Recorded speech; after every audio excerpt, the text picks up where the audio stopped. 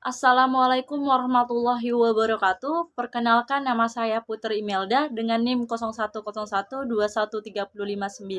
dari Fakultas Dakwah dan Komunikasi semester 3 jurusan Komunikasi Penyiaran Islam A, Stambuk 2021 dengan mata kuliah Retorika Dakwah, dosen pengampu Dr. Azhar Magister Agama.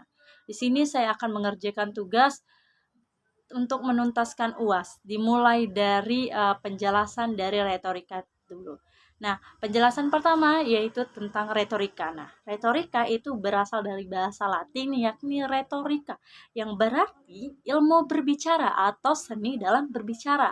Nah, secara istilah juga retorika itu diartikan sebagai ilmu yang mempelajari tentang kecakapan seseorang berbicara di depan massa ataupun di depan khalayak umum. Nah, yang selanjutnya itu adalah teori dari dakwah.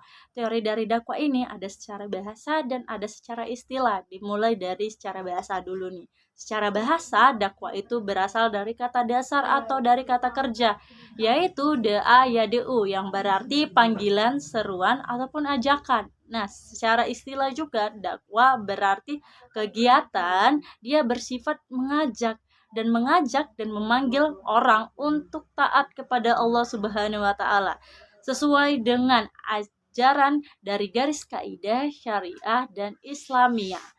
Dan adapun menurut pendapat para ahli yang sering kita jumpai, pengertian dakwah itu dari Syekh Ali Mahfuz. Dia mengatakan dakwah ini merupakan mengajak manusia kepada kebaikan dan petunjuk Allah Subhanahu wa taala. Dia juga menyuruh mereka kepada kebiasaan baik dan melarang mereka kepada kebiasaan buruk.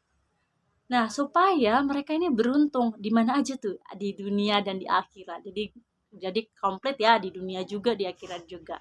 Selanjutnya dari pengertian keseluruhan yaitu retorika dakwah. Nah, retorika dakwah itu adalah kepandaian menyampaikan ajaran Islam secara lisan guna terwujudnya situasi dan kondisi yang Islamiyah. Oke, selanjutnya itu ada unsur-unsur retorika dakwah. Unsur-unsur retorika dakwah ini ada banyak. Yang pertama itu ada komunikator. Komunikator itu merupakan seseorang yang menyampaikan atau mengirim pesan kepada komunikan. Nah, setelah ada tadi itu ada lagi nih namanya pendengar atau audiens ataupun komunikan, yang biasa itu adalah orang-orang yang mendengar, itu contohnya kayak mad'u. Selanjutnya pengetahuan dan materi seorang dai itu harus ada. Selanjutnya ada pesan-pesan yang disampaikan oleh dai itu harus mengandung makna-makna yang membangun untuk mad'unya berubah. Selanjutnya adalah bahasa dan penggunaan bahasa. Penggunaan bahasa ini harus sesuai dengan konteks madu'unya paham nggak apa yang disampaikan. Selanjutnya konteks ini mempengaruhi apakah berhasil atau tidak. Oke, tadi pengertian retorika udah, pengertian dari dakwah juga udah, pengertian dari keseluruhan retorika dakwah juga udah, dan unsur-unsur retorika dakwah juga udah. Selanjutnya saya akan memberikan contoh dari penerapan retorika dakwah yang berupa ceramah. Ceramah dengan berjudul Revolusi Akhlak. Langsung saja saya mulai. Bismillahirrahmanirrahim. Assalamualaikum warahmatullahi wabarakatuh.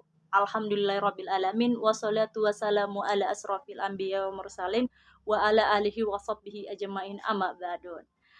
Pertama-tama marilah kita panjatkan puji syukur kita kepada Allah dengan mengucapkan alhamdulillah, yang mana Allah telah memberikan kita nikmat sehat, nikmat menuntut ilmu. Karena orang yang menuntut ilmu itu sangat dimuliakan oleh Allah. Sebagaimana dikatakan Abdullah bin Abbas. Beliau mengatakan jalastu toliban fa'azastu matuban, yang artinya aku hina ketika mencari ilmu dan aku mulia ketika ilmuku dicari. Salawat berangkaian salam kita hadiahkan ke Nabi junjungan kita, yaitu Nabi Muhammad SAW, yang mana memperjuangkan kita dari zaman jahiliyah hingga zaman mahiriyah. Teman-teman yang saya sayangin, Rasulullah itu diciptakan Allah bukan untuk membuat orang miskin menjadi kaya, bukan bodoh menjadi pintar, dan bukan pula orang jelek menjadi cantik, tidak. Tapi Rasulullah diciptakan bukan hanya semata-mata. Rasulullah itu menciptakan dengan tidaknya orang berakhlak menjadi berakhlak, sebagaimana Rasulullah juga bersabda, innama bu'istu liyutamima makarimal akhlak, yang artinya sesungguhnya aku diutus hanyalah untuk menyempurnakan akhlak.